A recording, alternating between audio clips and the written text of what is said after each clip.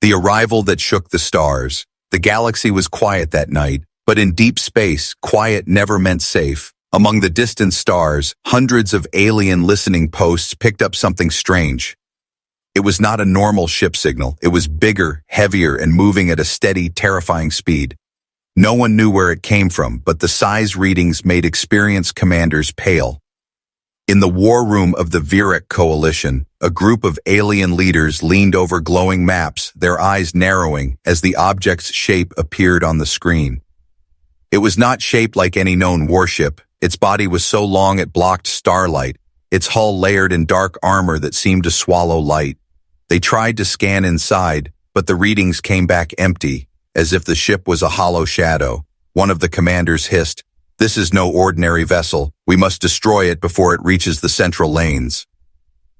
The massive fleets of the coalition began to move. Destroyers, frigates, and capital ships gathered in formation, waiting for the signal to strike. From their point of view, the approaching giant was slow and heavy, an easy target, but they didn't know the truth. Inside the enormous warship, Captain Marcus Hale stood on the command deck. He was tall, broad-shouldered, and calm, the kind of man who had seen war but never let it crush him. Around him, crew members worked in silence, their movements sharp and practiced. The ship's control room was alive with quiet power, holograms shifting over sleek metal surfaces. The crew called it the Ark of War, but to the rest of humanity, it had another name: the Human Supercarrier. It was the first of its kind, built in secret far beyond alien space, hidden in the shadow of a dead star. Its purpose was simple: to be the single most dangerous warship ever created. It could carry more fighters, more drones, more weapons than any fleet in the galaxy. But Marcus knew the ship's greatest weapon wasn't its size, it was the will of the humans who crewed it. As the alien fleet closed in, the crew reported, "Multiple hostile signatures detected, Captain. They are locking weapons." Marcus didn't flinch. "Hold position," he said, his voice calm but carrying an edge of steel. His first officer glanced at him, confused. "Sir, they're almost in range." Marcus simply stared at the main view screen where the alien fleet's lights were now bright and clear. "They think we'll run," Marcus said quietly. "Let them think that." The alien commander of the coalition fleet gave the order. Thousands of weapon systems lit up, ready to fire. The air in their ships was tense, soldiers gripping their controls, expecting the giant ship to try to retreat, but it didn't move. On the Human Supercarrier's deck, the silence was almost eerie. Marcus finally spoke. "Open the doors." The crew reacted instantly, fingers dancing over controls. Massive armored hangar bays along the sides of the ship began to split apart. The alien fleet froze as they saw what was inside. Hundreds of sleek black fighters sat in perfect rows, their engines pulsing with a deadly blue glow. Their shapes were sharp and predatory, nothing like the blocky human ships the galaxy was used to. These were Hunter-class interceptors, designed for speed, stealth, and precision kills. No alien had ever seen them in battle, because until now, they had never left Earth's shadow. The alien commander snarled, "Fire now!" But it was too late. Marcus gave a simple command: launch. In an instant, the interceptors roared to life, shooting out into the void like black arrows. The space around the supercarrier exploded with movement. They spread in every direction, engines blazing, their hulls disappearing into the darkness. The alien fleet opened fire, filling space with bursts, plasma and streaks of energy, but the interceptors were too fast, twisting and diving between shots. The supercarrier's shields shimmered as enemy fire slammed against them, but the massive ship didn't even tremble. Inside, the crew watched calmly, knowing that this was only the beginning. Marcus turned to his first officer, a faint smile on his lips. "They don't understand what's coming for them," he said. Far ahead, the alien ships began to shift formations. Panic was already creeping into their ranks. The interceptors were cutting through their outer defenses like blades through paper. In the war rooms across the galaxy, leaders watched the live feed in stunned silence. They had all thought humans were weak, slow to adapt, easy to push around. But as they watched the black swarm tear into the coalition fleet, they began to realize something. Humanity hadn't just caught up, they had leaped ahead. And as the first alien battleship erupted into a silent fireball, the galaxy understood the truth. The age of underestimating humans was over. The beasts inside, the alien fleet had expected an easy kill, but now their formations were breaking apart. The black swarm of Hunter-class interceptors was everywhere, striking faster than the eye could follow. Each one carried weapons designed to pierce even the strongest shields. The interceptors didn't waste time with slow bombardments. Every shot they fired hit something vital. On the command deck of the Human Supercarrier, Captain Marcus Hale stood like a stone. His eyes were locked on the holographic display of the battle, watching as his fighters tore through the enemy like wolves in a flock. His first officer, Commander Lin, leaned closer. "Sir, they're falling back in sectors 3 and 4. Marcus nodded slowly. "Good. Let them run. Right where I want them." Far ahead, the alien commander of the coalition fleet was shouting orders. His voice was sharp with fear. "Pull back. Form defensive lines. Do not let them. Break through to the flagships." But the humans were already inside their lines. Sarah Voss, leader of Interceptor Squadron 1, was moving like lightning. Her voice came through the comms, calm and precise. "Squad 1, target their reactor clusters. Squad 2, go for the weapons batteries. Leave their engines intact." It wasn't random destruction, it was strategy. The humans weren't trying to wipe the fleet out all at once. They were breaking it apart piece by piece, and every alien captain knew it. Inside her cockpit, Sarah's hands danced over the controls. Her fighter twisted between two enemy destroyers, flipping upside down in zero gravity. A burst from her railguns ripped through an exposed section of armor, sending the destroyer spinning out of control. Another alien pilot tried to lock onto her, but she pulled into a sudden dive, letting her wingman finish the job. Back on the supercarrier, Marcus was thinking 3 moves ahead. He remembered the day Earth's leaders had given the order to build this ship. It was after the Red Horizon massacre, when alien fleets had destroyed 5 human colonies without warning. That was the day humanity decided never to be caught weak again. And in the hidden shipyards of the Kuiper Belt, under the frozen shadow of dead worlds, the supercarrier had been born. "Captain," Commander Lin reported, "the coalition fleet is signaling for reinforcements." Marcus smiled faintly. By the time they arrive, there will be nothing left to reinforce. The alien commander could feel the battle slipping away. He had heard rumors about human engineering, that they worked like predators, studying prey before striking. But he had never believed them. Now he was living it. Every time his ships tried to regroup, another wave of human fighters tore through them. Every time they tried to retreat, they found their path already blocked. Then the alien flagship's sensors picked up something terrifying. The supercarrier's hangar doors were opening again. The alien commander's heart sank. What else could that monster of a ship possibly have?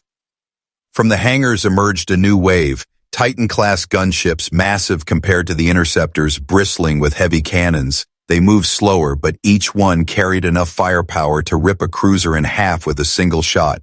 The interceptors had been the teeth, the gunships were the sledgehammers. Sarah's voice came over comms. "The beasts are loose." And in seconds, the battlefield lit up with new explosions. The gunships didn't dance around the enemy. They punched through them. One alien battleship tried to ram a Titan-class head-on. It didn't get far. The Titan's forward cannons fired once, and the battleship broke apart in silence, fragments scattering into the void. On the supercarrier, the crew watched the destruction with grim focus. Marcus wasn't smiling now. This wasn't a game, it was a message.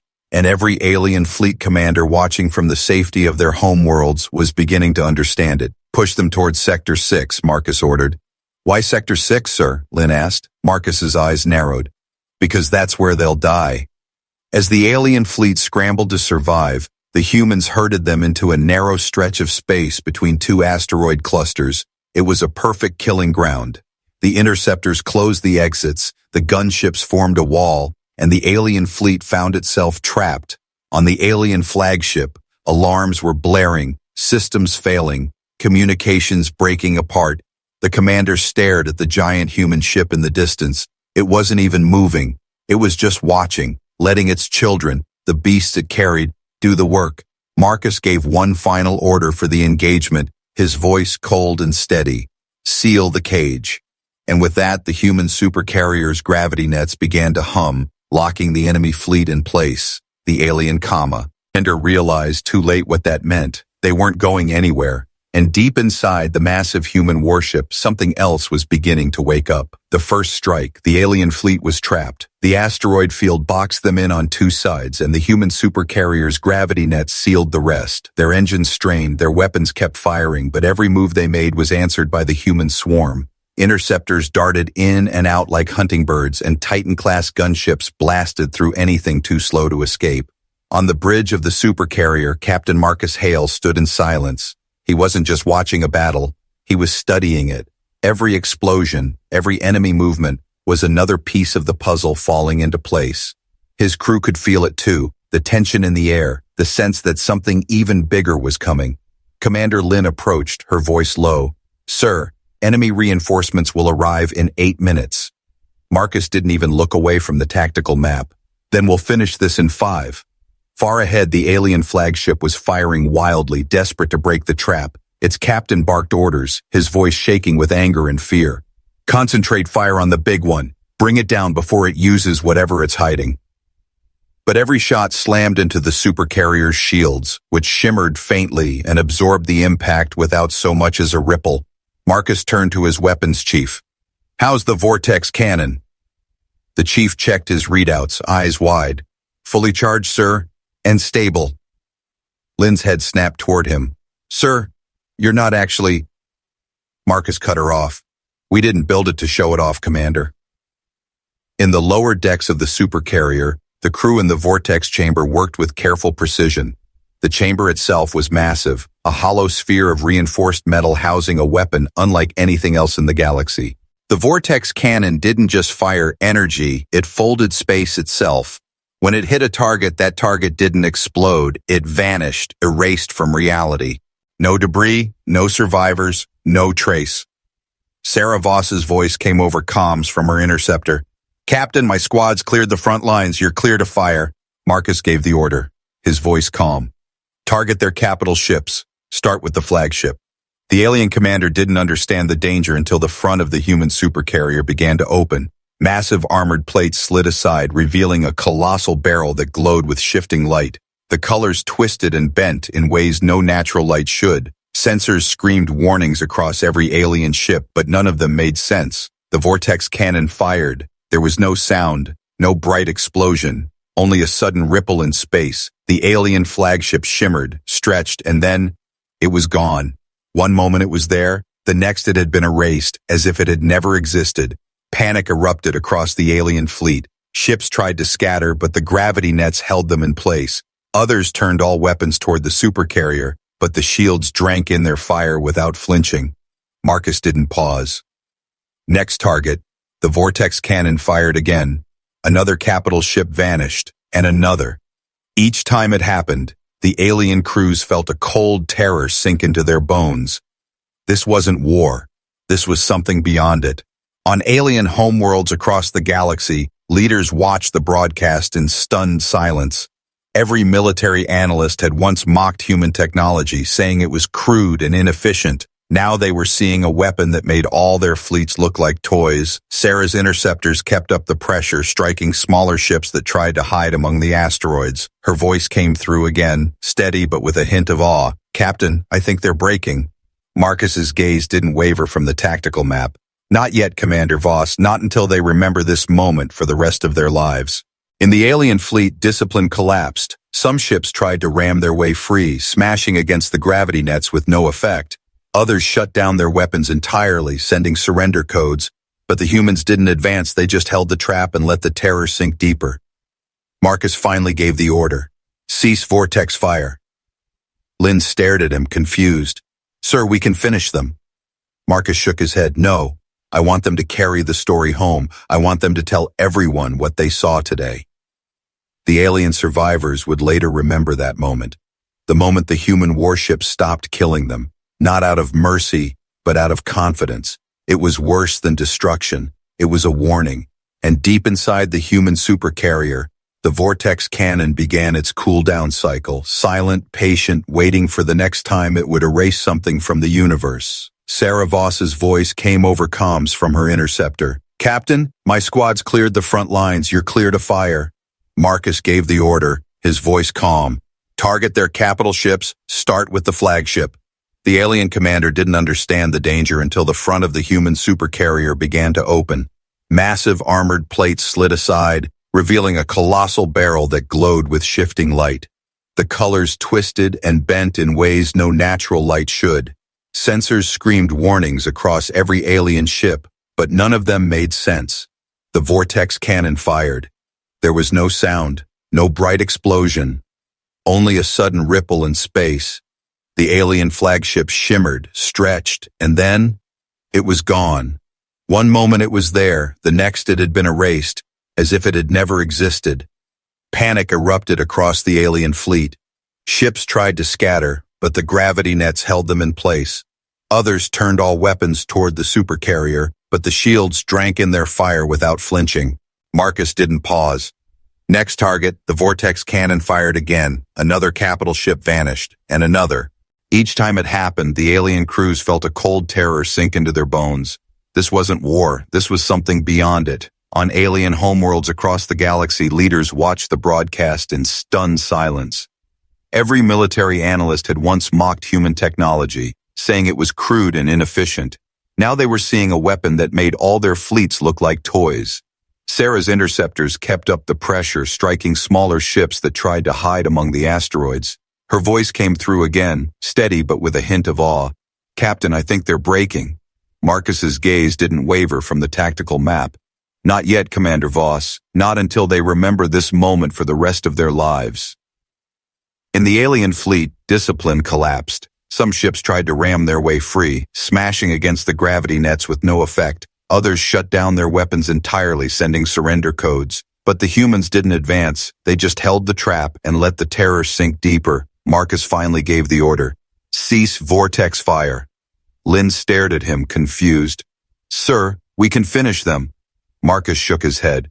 "No. I want them to carry the story home. I want them to tell everyone what they saw today."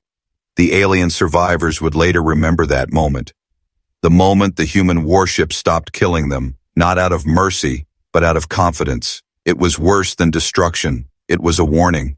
And deep inside the human supercarrier, the vortex cannon began its cool-down cycle. Silent, patient, waiting for the next time it would erase something from the universe, the weapon they didn't see. The vortex cannon had silenced the battlefield. Every alien ship that remained was frozen in fear, their weapons cold, their engines idle.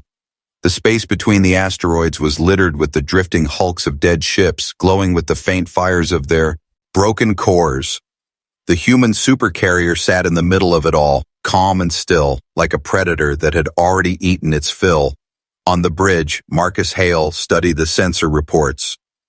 "The survivors are transmitting surrender codes," Commander Lynn said quietly. Marcus didn't answer right away, his eyes fixed on the long-range scans.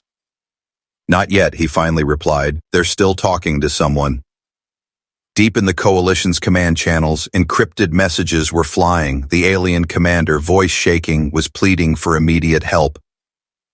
"We've lost the flagships. The capital ships are gone. The weapon is beyond anything we've seen." But the transmission cut short as a shadow passed over their ship, not from the supercarrier, from above, high above the battlefield, cloaked in the darkness between the stars. Something else was moving.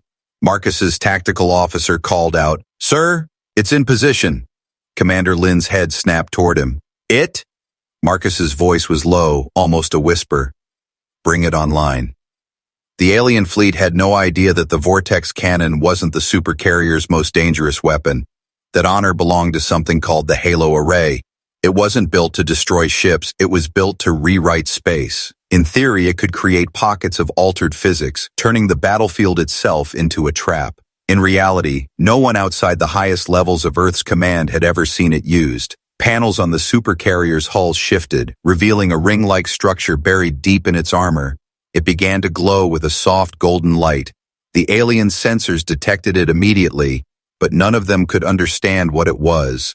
There was no known weapon with that signature, which made it worse. Marcus didn't broadcast a warning this time. He simply gave the order. "Activate the array." A ripple moved through space, silent and slow. It wasn't light, it wasn't energy, it was a change. Ships caught in its path began to drift strangely, their trajectories bending.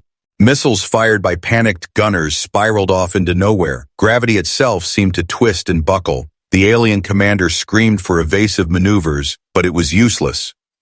The halo array had locked the entire asteroid field into a new geometry. Every route of escape now curved back toward the supercarrier. No matter how far the alien ships tried to run, they ended up exactly where they started. Sarah Voss's voice crackled over comms. "Captain, you've just turned the whole sector into a cage." Marcus answered without emotion. "Not a cage, Commander. A lesson." The alien fleet's morale shattered. Some ships powered down completely. Others tried to hide in the asteroid shadows, but the humans could see everything. The array was bending light too, stripping away their cover. Nowhere was safe. Marcus looked over the trapped ships, then turned to Lynn. "Signal them," he ordered. Lynn nodded and sent out the broadcast. A holographic image of Marcus appeared on every alien bridge. His voice was calm but carried the weight of final judgment. "Earth does not seek war, but if you bring war to us, you will lose more than your fleets. We will take your ability to fight, to move, to hide, until all you have left is fear. No threats, no shouting, just the steady certainty of a man who knew his ship could back every word, and across the galaxy, those words would burn into memory." The array deactivated, the golden ring folding back into the supercarrier's hull. The alien ships floated free again, but not a single one dared to move. Marcus gave his final order for the day. "Let them go." Commander Lynn frowned. "Sir, they'll rebuild. They'll come back." Marcus's eyes were cold. "Good. Let them come. Next time, they'll meet everything we haven't shown them yet." As the alien fleet limped away, the galaxy watched in silence. The message was clear. The human supercarrier was just a weapon. It was a promise, the trapped titans. News of the battle spread across the galaxy like a shockwave. In alien war councils, generals whispered about the weapon that erased ships from existence. In secret meetings, politicians argued over whether to treat humanity as a threat or a force too dangerous to provoke. But in the deep shadow of space, not everyone was afraid. Some were hungry for revenge. Far from the battlefield, in the black halls of the Dravic Dominion, the High Marshal slammed his claws on the table. "They humiliated the coalition," he growled. "They left them alive only to spread fear." A younger commander leaned forward. "Then we turn that fear into fire. We strike before they can build another one of those ships." Back on the human supercarrier, Captain Marcus Hale stood in the observation deck. Below him, the captured alien flagship floated in the carrier's tractor beams. It had been dragged from the battlefield like a trophy. Its weapons were disabled, its crew locked in containment cells. Some of the younger human officers wanted to destroy it immediately, but Marcus had other plans. Commander Lynn approached. "Sir, engineering has fully stripped their data cores." Marcus nodded. "Good. I want every communication log, every tactical record, every scrap of information they had on us, and then we're sending them home." Lynn looked surprised. "Home? After what they did?" Marcus's gaze was cold. "They'll carry the story for us, Commander. Nothing spreads fear faster than a survivor." Deep inside the captured flagship, alien prisoners whispered to each other. Some were silent, their eyes hollow, still seeing the vortex cannon in their minds. Others were restless, thinking of escape, but escape was impossible. The carrier's security systems were alive with drones, scanning and watching every move. In the carrier's war room, Sarah Voss was reviewing new sensor data from the edge of the system. She frowned. "Captain, I've got multiple warp signatures inbound." Marcus turned. "Coalition reinforcements?" Sarah shook her head. "No, sir. Something bigger. The signatures don't match coalition warships." The tactical display lit up with red markers. Marcus studied the formation. Tight, precise, and moving fast. "This isn't a rescue," he said quietly. "This is a hunt." Within minutes, the newcomers emerged from Warp, a fleet of massive black warships with jagged armor, their hulls glowing faintly with red lines. The Dravik Dominion had arrived. They were not allies of the Coalition, but predators drawn to weakness. They had come not to save the aliens, but to take their place in destroying humanity. The Dravik commander hailed the supercarrier. His voice was deep and filled with mockery. "Human captain, you've made quite a display, but you've shown us your tricks. Now let's see if your ship can survive against a real enemy." Marcus didn't answer right away. Instead, he turned to his crew. "Bring the array online, power up the vortex, launch all interceptors and titans." The hangar bays roared to life again. Hundreds of fighters shot out into the void, engines blazing. The titans followed, slower but heavy with firepower. The Dravik ships didn't flinch. They accelerated straight into the swarm. They were bigger and more heavily armored than the Coalition ships, and unlike the Coalition, they were not afraid. The first clash was brutal. Dravik warships plowed through interceptor formations, taking hits but returning twice the fire. One Titan exploded in a silent burst of debris. Sarah's voice came through, sharp but calm. "Squad 4, flank their lead cruiser. Don't give them time to bring those heavy cannons to bear." "On the bridge," Lynn reported, "shields holding, but they're hitting harder than the Coalition ever did." Marcus's eyes narrowed. "Good. It means this won't be over too quickly." The battle raged, and the commander laughed over the open channel. "You've trapped others before, human, but now you're the one in the cage." Marcus smiled faintly. "You think you're hunting me," he said, his voice low. "But I'm just tightening the trap." He gave the order, "Engage the graviton net, full strength." From the supercarrier's belly, invisible waves of force rippled outward. The Dravik ships slowed, their formations breaking, and as they realized they couldn't escape, the halo array began to glow once more. The trap had closed, and this time, Marcus wasn't planning to let anyone go. The message to the galaxy. The Dravik fleet was caught in the graviton net. Their warships strained against the invisible pull, engines burning hot. But no matter how much power they fed into their drives, they could not break free. The supercarrier had them where it wanted them. On the bridge, Captain Marcus Hale's voice was calm. "Bring the vortex online," he ordered. The weapons chief hesitated. "Sir, do you want selective fire or full spread?" Marcus's gaze didn't waver. Full spread. Around the carrier, the hangars released more interceptors and Titan-class gunships. They swarmed toward the trapped Dravik ships, keeping them busy. The Dravik commander roared over comms, "Coward! Fight us ship to ship!" Marcus didn't even look at the screen. "Why should I give you what you want?" The vortex cannon's glow spread across the supercarrier's front section. Not a single target was marked. The net itself was now the weapon. When Marcus gave the signal, the cannon fired a wide arc of folded space. Every Dravik ship in its path vanished, wiped from existence in the same silent, unnatural way. The survivors froze, their crews stunned. For the first time, even the Dravik hesitated. They were warriors bred for battle, but this was something else entirely. Marcus let the silence stretch, then activated the halo array. Golden light rippled through space again. This time, it didn't just trap them. It began tearing apart their ability to fight. Weapons lost targeting data, shields flickered, propulsion systems misfired. The Dravik flagship's cannon swung aimlessly, firing into empty space. Commander Lynn looked at Marcus. "Sir, the array's destabilizing their systems completely. We could dismantle them without firing another shot." Marcus shook his head. "No, they came here to test us, to see if they could kill the legend before it began. We're going to make sure they remember this day forever." He gave a new order. "Open a live broadcast to every major channel in the galaxy." Lynn's fingers moved quickly over the controls. "You're live, Captain.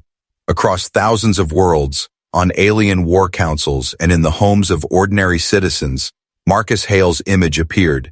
Behind him, the supercarrier loomed like a mountain in the stars. His voice was steady, deliberate, carrying the weight of absolute certainty. "This is Captain Marcus Hale of the Human Supercarrier. Today, the Dravik Dominion came to prove they could destroy us. Instead, you watch them helpless in our grasp. He gestured toward the window behind him. The feed shifted to show the Dravik fleet struggling in the net, interceptors and titans moving through them like wolves among trapped prey, the vortex cannon still glowing, ready to erase more ships. We will not seek war, but if you bring it to our people, if you threaten Earth or any human world, we will answer with everything you see here, and what you see here is not all we have. Gasps echoed in alien chambers across the galaxy. Even those who had once mocked humanity now leaned forward because Marcus's words were not shouted. They were spoken with quiet, controlled power, and that was far more terrifying. On the Dravik flagship, the commander finally broke. He sent out a full surrender code. His crew powered down weapons and engines. Around them, other Dravik ships followed. The battle was over, not because they were destroyed, but because they had been shown something worse than death. Defeat without a fight. Marcus turned to his crew. Release them. Lynn blinked. Sir, again? After what they tried to do? Marcus's voice was cold but calm. We've already won, Commander. The entire galaxy saw it. Now they'll carry our message home. The graviton net faded. The halo array retracted. The Dravik ships limped away, their formations broken, their pride shattered. No one fired a parting shot. The silence itself was the weapon now. When the last of them vanished into warp, Marcus gave his final order for the day. Stand down weapons, recall all squadrons. We'll need them for the next battle. Because he knew, the galaxy wouldn't stay quiet for long. The legend begins. The Dravik defeat sent shockwaves through every corner of the galaxy. In war rooms and council chambers, leaders replayed the battle feeds again and again. Some saw it as a warning, others as an opportunity, and a few saw only one path forward. Destroy the human supercarrier before it became unstoppable. Within days, whispers turned into plans. A secret alliance was formed between factions that had been enemies for centuries. They shared intelligence, fleets, and weapons, all with one goal: to erase the humans from the stars. For the first time in history, the galaxy stood united against Earth. On the supercarrier's bridge, Captain Marcus Hale reviewed the reports. Every major power was moving fleets toward human space. The numbers were staggering. Hundreds of capital ships, thousands of smaller craft. Commander Lynn spoke quietly. Sir, even with the supercarrier, we can't fight them all at once. Marcus didn't look away from the display. We won't need to. The galaxy believed they understood human strength now. They thought the vortex cannon and halo array were Earth's ultimate weapons. But they didn't know the truth. The supercarrier wasn't humanity's trump card. It was only the first piece. Marcus's voice was calm, almost quiet. You came for one ship, now face the fleet. The alliance broke before the battle even began. Some ships fled immediately, warping out without firing a shot. Others tried to hold position, but the fear was too great. The image of 10 human supercarriers moving as one burned into their minds. Marcus didn't give the order to attack. He didn't need to. The message was already delivered. Loud and clear, Earth was no longer a minor power to be bullied. It was the single most dangerous force in the galaxy. As the last enemy ship vanished into the void, Marcus turned to his crew. This is only the beginning, he said. The crew nodded in silence, because they all knew the same truth. The galaxy wouldn't stop coming for them, but now, they had the power to meet it. Far away, on countless worlds, people whispered a new name. Not humans, not Earthlings. They called them something else now, something said with equal parts fear and awe. The Carrier Lords. And somewhere, deep in the cold dark beyond the stars, humanity began building more.